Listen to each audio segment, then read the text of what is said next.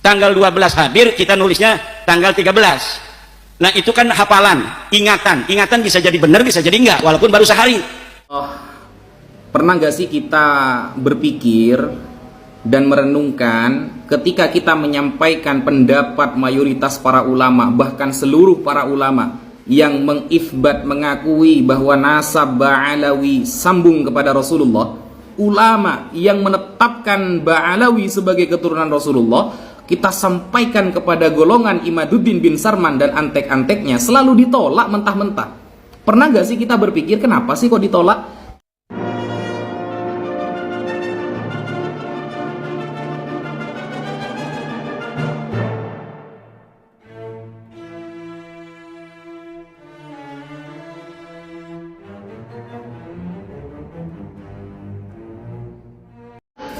Assalamualaikum warahmatullahi ta'ala wabarakatuh. Sahabat muslimin yang dirahmati oleh Allah, pernah gak sih kita berpikir dan merenungkan ketika kita menyampaikan pendapat mayoritas para ulama, bahkan seluruh para ulama yang mengifbat, mengakui bahwa nasab Ba'alawi sambung kepada Rasulullah, kita sampaikan pendapat Al-Imam Ibnu Hajar Al-Haytami, Syekh Yusuf An-Nabhani, Syekh Yasin bin Isa Al-Fadani, Syekh Nawawi Al-Bantani, Kiai Haji Maimun Zubair, atau Kiai Haji Hashim Ash'ari, atau ulama yang internasional, Al-Hafidh As-Sakhawi, As-Samarqandi, Sayyid Murtadha Az-Zabidi, dan lain sebagainya. Semuanya ulama yang menetapkan Ba'alawi sebagai keturunan Rasulullah, kita sampaikan kepada golongan Imaduddin bin Sarman dan antek-anteknya, selalu ditolak mentah-mentah. Pernah gak sih kita berpikir kenapa sih kok ditolak? Ternyata jawabannya adalah kita dan mereka memiliki standar ilmiah yang berbeda, teman-teman. Bagi mereka, standar ilmiah adalah tes DNA, baik menetapkan nasab dekat ataupun nasab jauh. DNA kita tahu sendiri buatan orang Yahudi yang digaung-gaungkan oleh Dr. Sugeng ya, untuk menetapkan nasab harus DNA. Itu standar ilmiah mereka. Dan standar ilmiah mereka juga siapa? Seperti Syekh Al-Maqali, Inna Rahmatan Mama Kufran Al-Bantani katanya. Itu standar ilmiah mereka. Yang dikit-dikit mau tengkar dengan malaikat, dikit-dikit mau jaga neraka, dikit-dikit malaikat dimarahi. Itu standar ilmiah bagi mereka. Atau karya Imaduddin bin Sarman, semua yang ditulis oleh Imaduddin meskipun comot Google, narasi yang diambil dari Syekh Wahabi, narasi yang diambil dari Syekh Murji'ah, itu standar ilmiah bagi mereka. Jadi kita memang memiliki standar ilmiah yang berbeda. Pantas gak pernah nyambung. Gak pernah nyambung. Kita sampaikan puluhan bahkan ratusan para ulama yang menetapkan Sada Ba'alawi sebagai keturunan Rasulullah, ya mereka tolak lah. Karena mereka punya standar ilmiah yang berbeda dengan kita, teman-teman. Bagi mereka itu sudah ilmiah, tapi bagi kita tidak. Kita itu standarnya satu, ulamanya harus ahlu sunnah. 2, gak boleh nyomot-nyomot Google. 3, tes DNA harus sesuai dengan konfirmasi ulama fikih.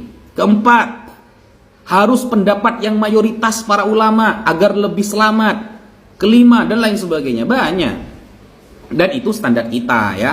Nah, standarnya Pak Imaduddin bin Sarman dan antek-anteknya berbeda ternyata. Jadi wajar ketika selalu bertabrakan. Mereka mengatakan A, kita mengatakan B. Kenapa? Karena punya standar ilmiah masing-masing. Sampai di sini paham kan? Dalam kesempatan yang singkat ini saya hanya akan merespon dari surat edaran yang disampaikan oleh sebuah pondok pesantren di daerah Jawa Tengah, yaitu Pondok Pesantren Al-Anwar, yang membuat edaran tentang takzim nasab Ba'alawi. Jadi membuat sebuah edaran untuk santri dan alumni. Namun edaran ini dipost di media sosial.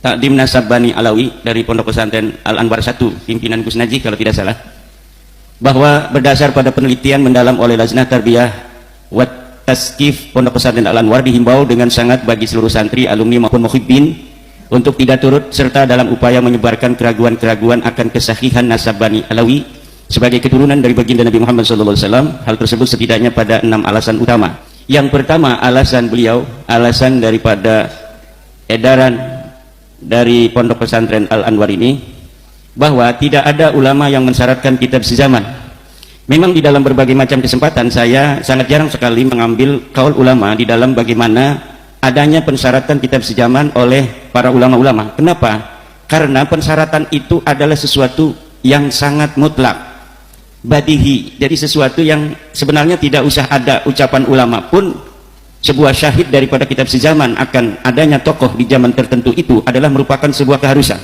Tetapi baiklah, saya akan berikan sebuah ucapan dari ulama tentang bagaimana para ulama mensyaratkan kitab sejaman bagi sebuah nasab atau bagi sebuah tokoh dalam sejarah. Seperti dalam kitab Risalah fi Ilmil Ansab dikatakan bagaimana Syekh Al-Husain bin Haidar Al-Hashimi mensyaratkan adanya kitab sejaman bagi sebuah nasab. At-tariqu sani kutubun nasabin al-abdalil ulama istiqatil muhaqqiqin al-azbatil lati lam talhaqha aydil huwatil abithina وضعفاء المتروكين والوضاع الكاذبين لا سيما إن كانت مشهورة منتشرة أما إن كانت مخطوطة فيجب التثبت من الخطوط ومقابلة النسخ المخطوطة ومتى عرف خط النسابة المحقق الثقة فإنه يعمل به ويكون مستندا شرعيا وعليه العمل في القديم والحديث وكذا العمل بالوجادات. Ini ada dalam kitab Rasail fi Ilmil Ansab halaman 105. Bahwa di antara metodologi bagaimana kita menetapkan nasab adalah dengan adanya yang mengambil sebuah nasab dari sebuah pengakuan lalu dicatat, tetapi muhaqqiqin itu adalah man asbatat dalila bidalil. Orang yang apabila mendapatkan sebuah nasab dia tidak akan menuliskannya kecuali setelah diperiksa nasab itu menurut ilmu nasab, ilmu yang dia peroleh dari kitab-kitab nasab tentang benar atau tidaknya sebuah nasab. Yang kitab-kitab itu tidak dijamah oleh tangan-tangan para orang yang berhawa nafsu, yang bermain-main terhadap nasab, yang lemah, yang ditinggalkan, yang para pemalsu, yang para pendusta. Ini syarat daripada kitab yang harus dijadikan rujukan di dalam setiap masa untuk kesahihan nasab adalah kitab-kitab yang belum dijamah oleh tangan-tangan orang-orang yang punya hawa nafsu, orang-orang yang punya keinginan memalsu dan pendusta. La siyama in kanat masyhuratan muntasiratan, apalagi kitab itu yang sudah masyhur dan sudah tersebar, kitab yang mu'tamadah, kitab yang mu'tabarah dalam istilah Nahdlatul Ulama. Amma in kanat makhtutatan, kalaulah kitab itu masih berupa manuskrip, fayajibut tasabbutu minal khututi, maka wajib diadakan pendeteksian, pemeriksaan validitas daripada manuskrip itu, apakah ia orisinil, apakah dia ini manuskrip palsu. Dengan cara apa? Dengan cara muqabalatun nusakhil makhtutah, dibandingkan antara satu manuskrip dengan manuskrip lainnya. Manuskrip kitab As-Suluk misalnya ditulis oleh seorang penusah, kemudian ditulis lagi oleh seorang nasah, ditulis lagi oleh seorang nasah yang lain, kemudian dibandingkan mana yang kira-kira ini mu'tamadah, mana yang kira-kira sudah ada interpolasi, mana yang kira-kira sudah ada pemalsuan di sana. Wa mata urifa khattun nasabah, dan ketika sudah ada sebuah tulisan ahli nasab al-muhaqqiq yang dia itu ahli tahqiq dalam sebuah kitab yang dia bisa dipercaya kitabnya itu, fa innahu yu'malu bihi, maka kitab itu dijadikan rujukan. Fa innahu yu'malu bihi, maka kitab itu dijadikan rujukan. Seperti kitab Asy-Syajaratul Mubarakah yang telah ditahqiq, yang dikarang pada 593 Hijriah atau abad ke-6, dikatakan bahwa Ubaidillah itu bukanlah anak Ahmad, berdasarkan bahwa di dalam kitab itu disebutkan anaknya Ahmad bin Isa hanya 3, yaitu Muhammad, Ali, dan Husain. Itu yu'malu bihi, dikerjakan karena apa? Kitabnya sudah ditahqiq. Wa yakunu mustanadan syar'iyyan, dan dia menjadi sandaran secara syar'i, wa alaihil amal, dan harus dilaksanakan, harus dijadikan rujukan fil qadimi wal hadis, baik untuk nasab yang dahulu maupun nasab yang sekarang. Demikian ada di dalam kitab Rasail fi Ilmil Ansab. Bagaimana keharusan adanya kesaksian dari kitab sejaman itu disebutkan di dalam kitab. Contohnya adalah kitab Rasail fi Ilmil Ansab.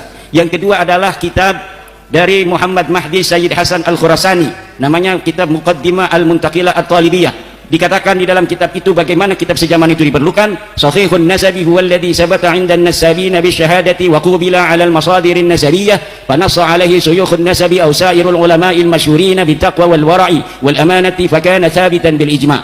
Kesahihan nasab adalah yang telah tetap bagi para ahli-ahli nasab dengan apa? Dengan syahadah, adanya kesaksian-kesaksian. Wa qubila, dan dapat dirujuk 'alal masadirin nasabiyah, terhadap kitab-kitab nasab. Jadi dirujuk pada kitab-kitab nasab. Apabila ada susunan nasab, kemudian dirujuk dalam kitab nasab, ditemukan dalam setiap masa dari nama-nama itu. Misalnya untuk orang yang ada di tahun 2000, maka dilihat di dukcapilnya. Untuk yang dia hidup di tahun 1900, dilihat dalam kitab-kitab yang ada di tahun 1900. Untuk orang-orang yang hidup di tahun 1000, maka dilihat pada kitab-kitab yang ada dicetak di tahun 1000 atau ditulis di tahun 1000. Demikian seterusnya. Dan setelah diadakan pemeriksaan dari kitab-kitab nasab keturunan Rasulullah dari nasab Ahmad bin Isa, maka tidak ditemukan bahwa Ubaidillah ini sebagai keturunan Rasulullah. Ubaidillah ini adalah hidup di zaman atau di tahun 383. Dia meninggal tahun 383, berarti abad keempat. Tidak ada di abad keempat itu kitab-kitab nasab yang menyebutkan dia sebagai turunan Rasul. Tidak ada di dalam kitab-kitab nasab disebutkan dia sebagai anak Ahmad bin Isa. Nah, oleh sebab itu maka kitab nasab, apa yang dikatakan oleh edaran Pondok Pesantren Al-Anwar itu, bahwa tidak ada pensyaratan dari ulama terhadap kitab sejaman, itu tidak benar.